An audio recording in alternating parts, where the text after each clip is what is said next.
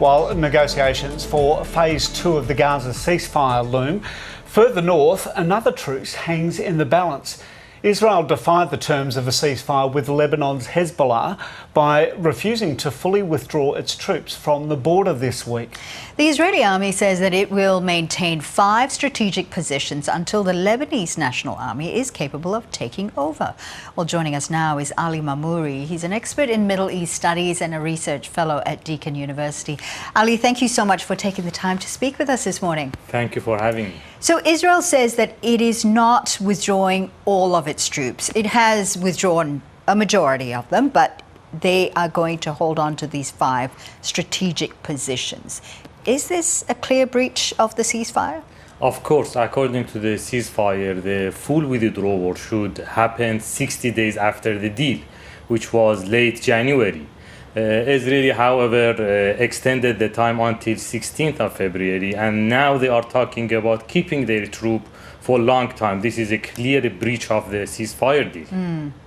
I think we actually have some footage of South Lebanon, and we received this footage from someone who's been in the area just recently. There's a lot of debris. There's a lot of homes, as we can see here, destroyed.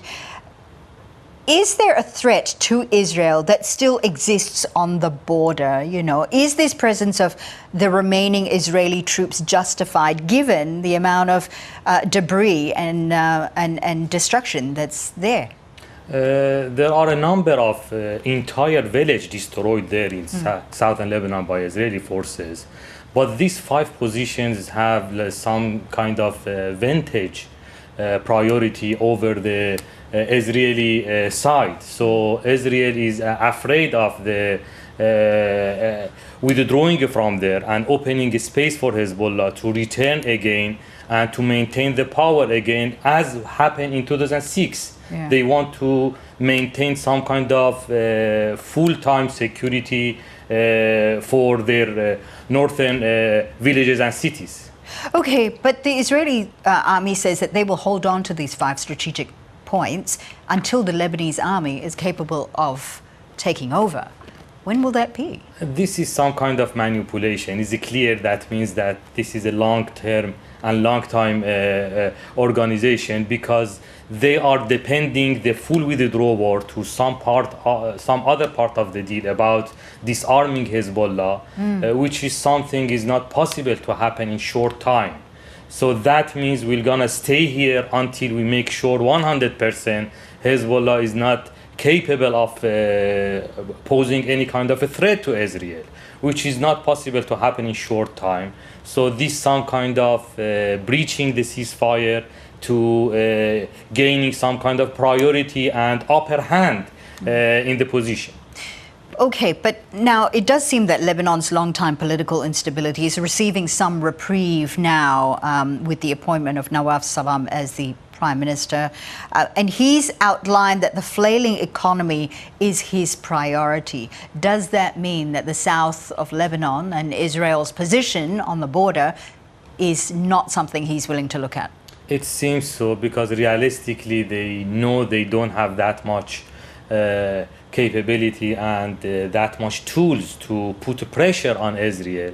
So it seems that they want to accept the situation and just continue the diplomatic efforts via the 2 mediators, US and France, as they announced, to put diplomatic pressure on Israel, but not any further action.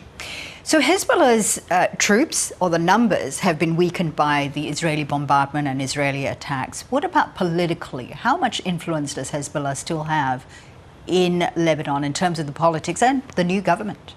What happened to Hezbollah, of course, was a big shock and what is a big loss for Hezbollah. But Hezbollah is still very strong. It's very simplistic if we see it as a defeat. It wasn't a defeat. It was a ceasefire agreed by both sides. Hezbollah still has very large military capability and has tens of thousands of fighters. It's a part of Lebanese society. It's not just a militia. It's a part of government. It's a part of society. They have over 1/3 of the population. They have social basis, it's very simplistic to see that Hezbollah is just a militia and it was defeated and the story is over. It's not over at all.